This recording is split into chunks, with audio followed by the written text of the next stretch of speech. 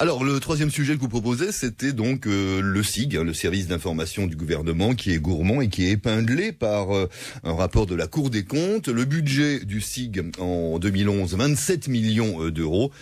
C'était même pas 6 en 2009. Ça a beaucoup augmenté. Les hausses principales, le budget du ministère de l'Éducation nationale, plus 41% entre 2006 et 2010, plus 26% pour l'écologie, par exemple.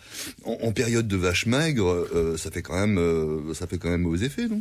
Oh, c'est complètement délirant. D'autant plus que les budgets de communication dans les collectivités locales qui sont aujourd'hui exsangues, ça fait partie des premiers budgets qui sont sucrés. Les budgets de communication, on essaye de faire moins cher, de payer moins cher les agences de com, etc., de commander de moindres rapports.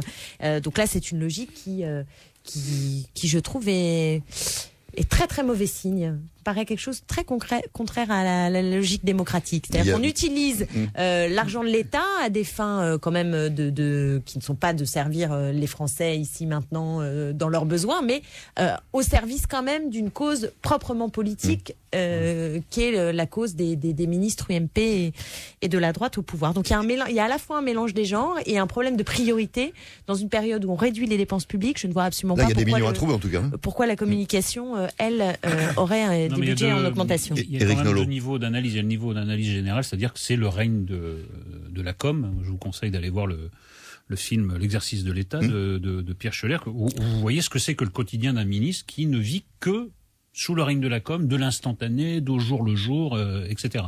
Ça, on peut le regretter, et on peut le regretter d'autant plus que, par exemple, Edgar Morin, dans son livre La Voix, explique que c'est ça, en fait, qui empêche les réformes, puisque on vit tellement sous le règne de l'instant qu'ils peuvent à aucun moment prendre du recul et changer le logiciel ou changer les choses en profondeur, puisqu'il faut juste gérer. Tu sais, c'est que le fameux numéro de cirque ceux qui font tourner les assiettes, il faut tout le temps faire attention qu'une assiette ne tourne pas. Ensuite, il se pose un problème, c'est même un double problème, c'est le problème de l'exemplarité. On nous dit il faut serrer la vis partout, puis on vous dit non, ouvrons les vannes. Et puis il y a un autre problème dans le problème, c'est que comme par hasard, assez souvent, ça profite à des proches du chef de l'État, qui sont à la fois des amis et puis des gens qui dirigent ces officines. Les cabinets de conseil, vous voulez dire. Voilà, et comme pour la défense, Rodolphe. Non, mais j'ai des tas d'abonnés absents là, je crois. Non, mais je trouve que ça fait beaucoup de problèmes empilés pour ce problème de la communication, des problèmes presque de civilisation, et puis des problèmes de gros sous plus terre à terre, mais ça plus ça. Oui, puis les Français connaissent pas ça. Ils connaissent pas ce service sous. Ils savent pas. Non, mais moi, je partage, une fois n'est pas coutume, l'avis de. Bravo.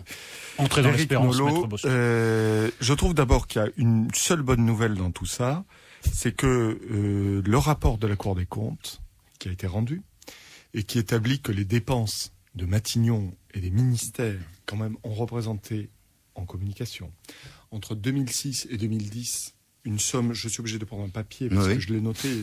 Mais je l'ai relu 3 fois. 600 millions d'euros. C'est délirant. 600 millions d'euros. C'est délire. Ce qui est absolument délirant. Que cela a été possible parce que précisément, la commission des finances de l'Assemblée a demandé un rapport à la Cour des comptes. Et je rappelle que la commission des finances de l'Assemblée est aujourd'hui présidée par un membre de l'opposition, et qu'enfin, on voit qu'il y a un rôle parlementaire qui s'approche un peu des rôles des commissions, comme on peut les connaître, notamment aux États-Unis. Et que ça, c'est, à mon avis, la seule bonne nouvelle. Après, pour le reste, c'est profondément accablant, à plusieurs titres. D'abord parce que sur l'exemplarité, qui pour moi est absolument essentielle, je dis à ce micro depuis maintenant de nombreuses années que je rêverais plutôt d'une démocratie façon Europe du Nord, vous voyez, Danemark, Suède. Je sais que ça ne fait rêver personne. Une fois n'est pas coutume, mais on serait d'accord sur ça. Je préfère un ministre qui démissionne parce qu'il a eu le malheur d'acheter une tablette de chocolat sur des fonds publics que ce à quoi on assiste d'une façon générale. Et c'est pas démagogique de le dire. Je pense qu'il faut qu'il y ait un changement, mais un changement de profonde mentalité. Et quand on voit qu'en plus, ces sommes sont dépensées, le plus souvent sans respect des procédures d'appel d'offres. Or, ça porte pas sur 10 000 euros. Ça porte sur des marchés qui sont de plusieurs centaines de milliers d'euros. Et quand on voit que le politique qui a conscience de cela, immédiatement met en place une stratégie qui est, pardon de le dire, mais un peu un peu minable. Je m'explique. Le Matignon a commencé avec un cabinet, c'est toujours le même, c'est le cabinet de Monsieur Giacometti, pour ne pas le nommer. Proche du chef de l'État. Voilà. Avec 40 000 euros. Puis après, on se rend compte que même pour ces 40 000 euros, il aurait fallu une mise en concurrence ou quelque chose, ou un appel d'offres. On le fait dans un deuxième temps. Dans ce deuxième temps, il n'y a qu'un seul cabinet qui se porte candidat. On pourrait penser que peut-être le marché pourrait être déclaré infructueux. Il ne l'est pas. Et par la suite, on marche avec des avenants. Puis au bout d'un moment, on se dit, quand même, ce serait bien de faire un peu de cosmétique. Alors que fait-on ? On diminue l'enveloppe qui est initialement attribuée. C'était quand même 356 000 euros pour la communication sur 12 mois. Puis en 2009, ça devient 242 000 euros. Et après, pour les années reconduites, c'est 142 000 euros. Alors on se dit, super, il y a eu enfin des économies, puisqu'on est passé de 350 à 142. Erreur, c'est qu'en même temps, il y avait deux autres ministères qui bénéficiaient de 242, tiens, précisément la différence de la réduction, et qui étaient Madame Kosciusko-Morizet et, sauf erreur de ma part, Monsieur Devedjian. Alors, voilà.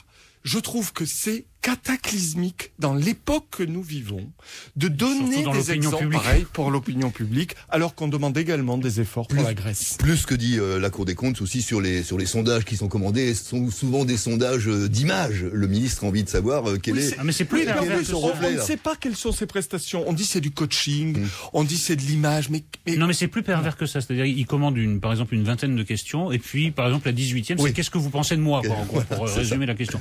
Non, ça fait en plus c'est pas très malin comme magouille en plus. Un mot, Clémentine Autain, pour conclure.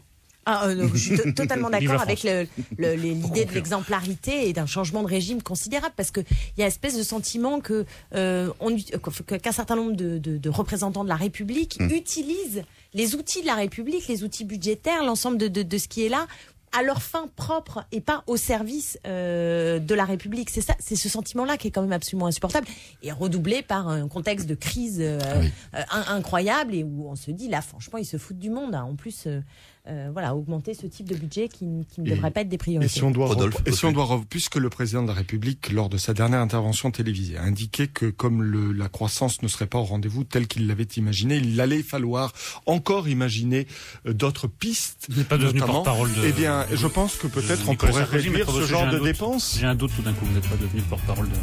Non, je vous rassure.